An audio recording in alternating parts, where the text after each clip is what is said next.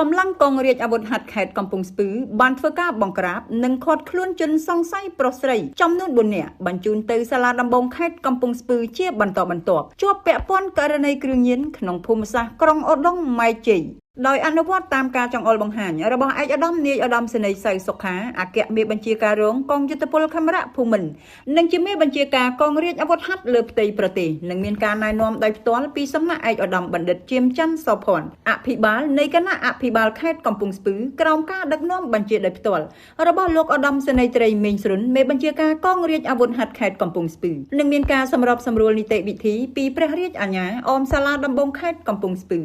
កាលពីវេលាម៉ោង 15:30 នាទីថ្ងៃទី 3 ខែឧសភាឆ្នាំ 2026 កន្លងមកនេះកម្លាំងមូលដ្ឋានកងរាជអាវុធហត្ថក្រុងឧដុង្គម៉ែជ័យដឹកនាំដោយលោកវរៈសេនីយ៍ត្រីសេងរ៉ាម៉ូមេបញ្ជាការមូលដ្ឋានកងរាជអាវុធហត្ថក្រុងឧដុង្គម៉ែជ័យបានធ្វើការបង្ក្រាបករណីគ្រឿងញៀនចំនួន1ករណីស្ថិតនៅចំណុចផ្លូវ 51 ភូមិក្នុងវាំងសង្កាត់វាំងចាស់ក្រុងឧដុង្គម៉ែជ័យខេត្តកំពង់ស្ពឺនិងបានឃាត់ខ្លួនជនសង្ស័យចំនួន2នាក់ស្រីម្នាក់ជនសង្ស័យមានឈ្មោះញ៉ិលប៊ុនធឿនភេទប្រុសអាយុ32ឆ្នាំមុខរបរអ្នកគក់ជេម៉ូតូមានទីលំនៅបច្ចុប្បន្នភូមិចាក់តុទិសឃុំវិហារលួងស្រុកពញាលឺខេត្តកណ្ដាលនិងម្នាក់ទៀតមានឈ្មោះច័ន្ទរតនាភេទស្រីអាយុ27ឆ្នាំមុខរបរអ្នករត់តុកហាងមានទីលំនៅបច្ចុប្បន្នភូមិព្រៃសរសង្កាត់ព្រៃសរខណ្ឌដង្កោរាជធានីភ្នំពេញក្រមវិធានការជំនាញកងរាជអាវុធហត្ថលុះមកដល់វេលាម៉ោង 10:39 នាទីថ្ងៃទី 4 ខែឧសភាឆ្នាំ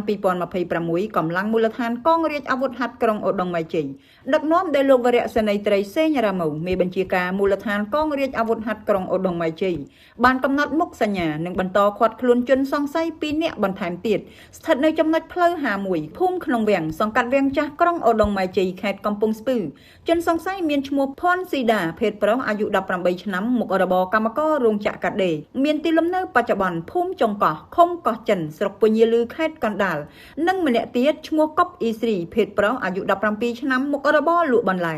មានទីលំនៅបច្ចុប្បន្នភូមិកញ្ជូងឃុំច្រេះស្រុកកំពង់ត្រឡាចខេត្តកំពង់ឆ្នាំងជាលទ្ធផលកម្លាំងកងរាជអាវុធហត្ថចាប់យកវត្ថុតាងបានរួមមានម្សៅក្រាមសថ្លាសង្ស័យជាសារធាតុញៀនចំនួន5កញ្ចប់ទម្ងន់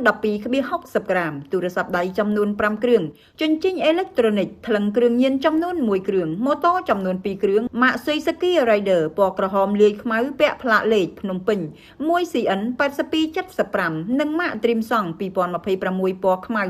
ពាក់ផ្លាកលេខភ្នំពេញ 1LW 1884កូនកាបូបចំនួន2កាបូបស្ពាយចំនួន2នាឡិកាដៃចំនួន3ខូចចំនួន2សម្ភារៈប្រើប្រាស់គ្រឿងញៀនមួយចំនួនបច្ចុប្បន្នជនសង្ស័យខាងលើរួមនឹងវត្ថុតាងត្រូវបានកម្លាំងជំនាញការិយាល័យប្រឆាំងគ្រឿងញៀនក្នុងមន្ទីរស្រាវជ្រាវនិងបង្ក្រាបបទល្មើសនៃបញ្ជាការដ្ឋានកងរាជអាវុធហត្ថខេត្តកំពង់ស្ពឺកសាងសំណុំរឿងបញ្ជូនទៅសាលាដំបងខេត្តកំពង់ស្ពឺដើម្បីចាត់ការតាមនីតិវិធី